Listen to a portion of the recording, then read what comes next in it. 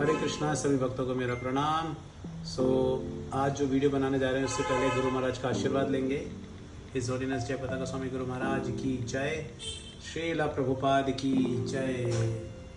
गुरु और कृष्ण की दया से ये प्रयास करूँगा कि जो आज टॉपिक मैं बताने जा रहा हूँ वो आप सबके लिए क्लियर हो और हम उससे कुछ सीख सकें। ये कंटिन्यूशन है जो हमने पिछले भगवद गीता क्लास में लिया था। तो चलते हैं क्रिएशन के ऊपर। तो ये जो सब्जेक्ट मैटर है ये है about the 5 important subject matter which is explaining Bhagavad Gita. जो भगवद गीता में 5 महत्वपूर्ण सब्जेक्ट मैटर बताए गए हैं। तो जैसा कि हमने बताया था कि हम पिछले क्लास में प्रकृति के बारे में डिस्कस कर रहे थे।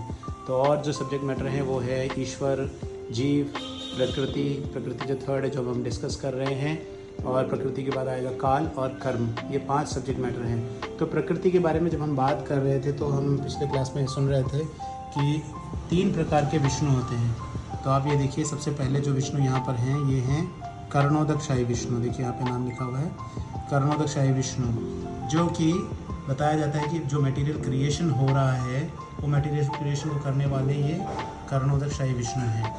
अब आप यहाँ पे देखेंगे जो आपको लकीर दिखाई दे रही है ये है विरजा नदी। देखिए यहाँ पे लिखा गया है ये है विरजा रिवर। और ये विरजा रिवर जो है इसके ऊपर जो 75% हिस्सा है जो आप देखेंगे, ये ब्लू कलर वाला जो हिस्सा है ये है वैकुंठ धाम।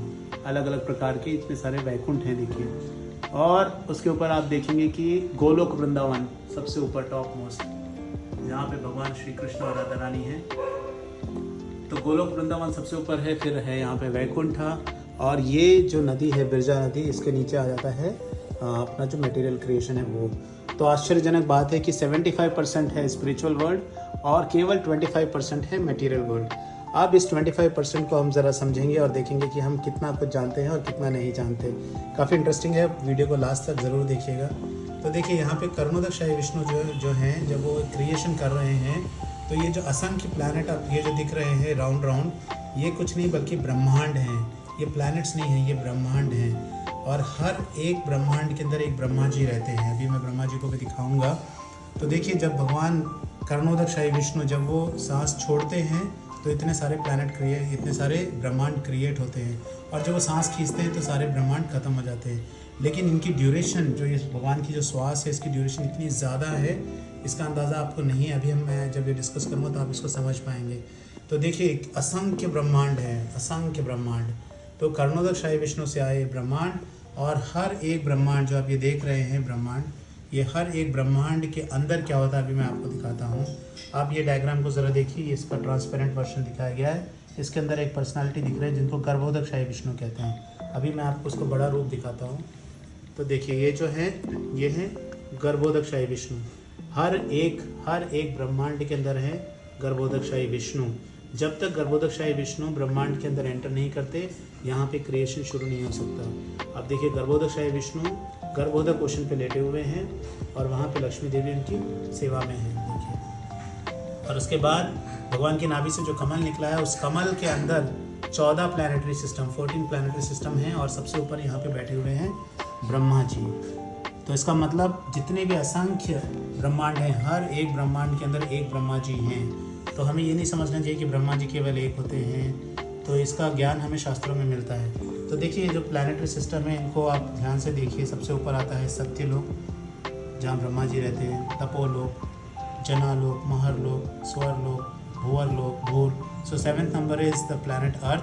बट ये जो 7th है ये है भूमंडल और इसमें प्लैनेट एक बहुत छोटा सा हिस्सा है। फिर उसके बाद आप देखेंगे और प्लैनेटरी सिस्टम है, अतल है, वितल है, सुतल है, तलातल है, महातल है, रसातल है और लास्ट में पाताल है। तो इस तरह से हर एक ब्रह्मांड को हम समझ सकते हैं कि हर एक ब्रह्मांड के अंदर कितना कुछ रहता है।